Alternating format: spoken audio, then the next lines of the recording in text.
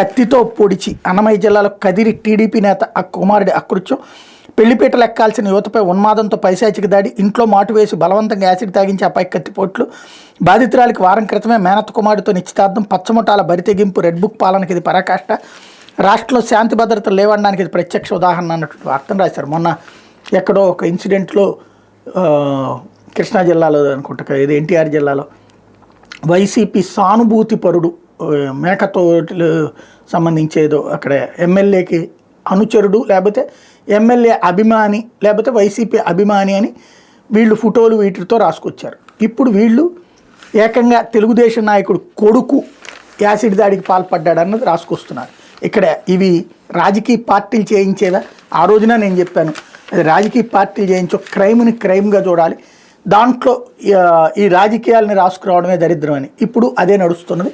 కాకపోతే ఏంటంటే ఒకళ్ళు రాస్తున్నారు కాబట్టి ఇంకొకళ్ళు అదే కోణంలో చేసుకుంటూ వస్తున్నటువంటి, పోతే అధికారం ఉందని అహంకారం అన్నటువంటి పాయింట్ని ఇక్కడ డీటెయిల్డ్గా రాసుకొచ్చారు.